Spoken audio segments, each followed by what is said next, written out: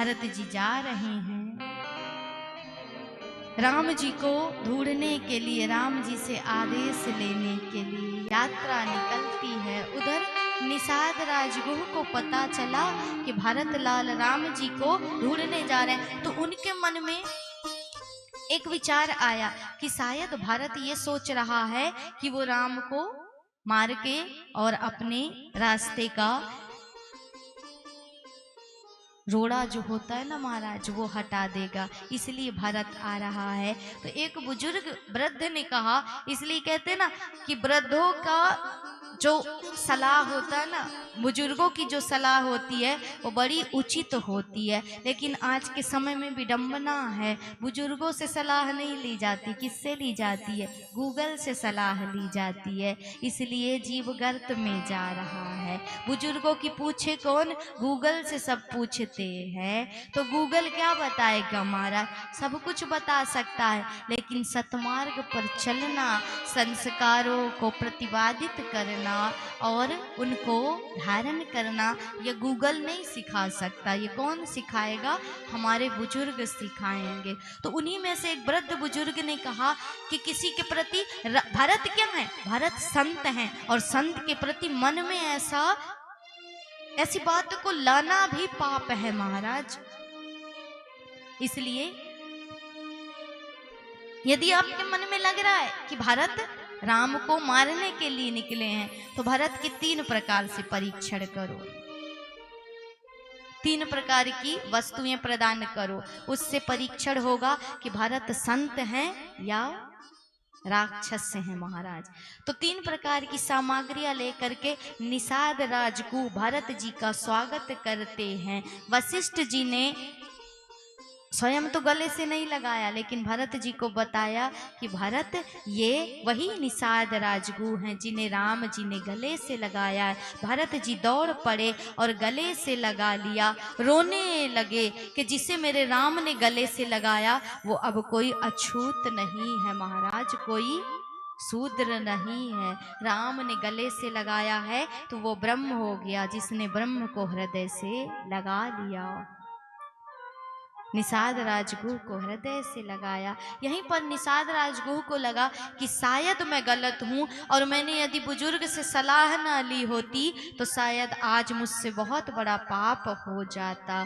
3 प्रकार की वस्तुएं प्रदान की। पहला मांस मछली, दूसरा फल फूल, और तीसरा पशु पक्षी महाराज भरत जी की ओर प्रस्तुत किया। भरत जी ने शत्रुघ्न को आदेश दिया कि फल फूल उठा लो, बाकी वस्तुओं को छोड़ दो। इससे क्या सिद्ध होता है कि यदि मछलियों को उठाते तो ये तमोगुणी है, मांस का जो भक्षण करे वो तमोगुणी है महाराज। और यदि पशु पक्षियों को उठाते तो फिर ये क्या है?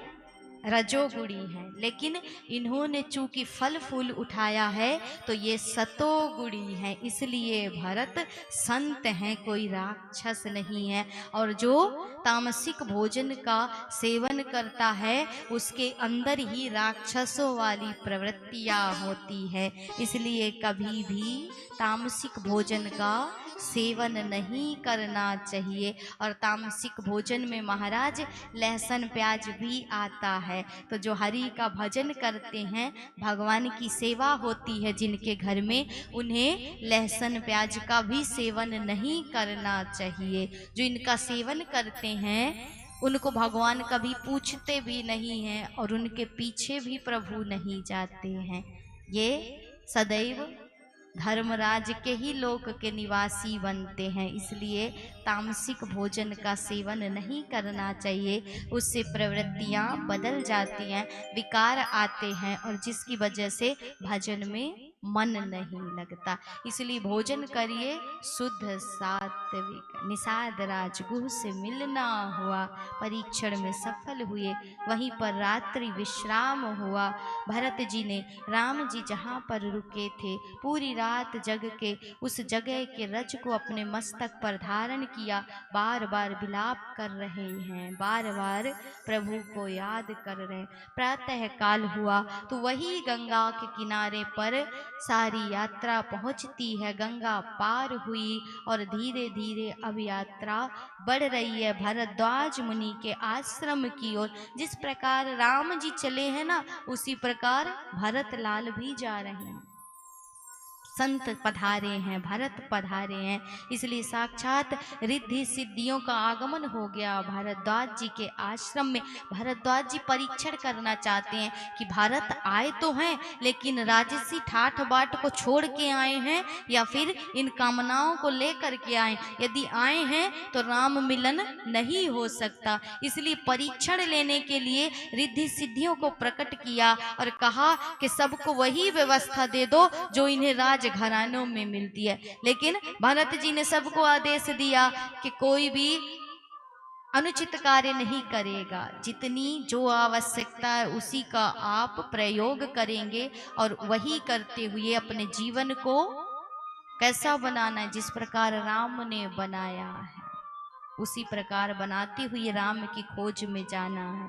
रात्रि भर वहीं पर विश्राम किया।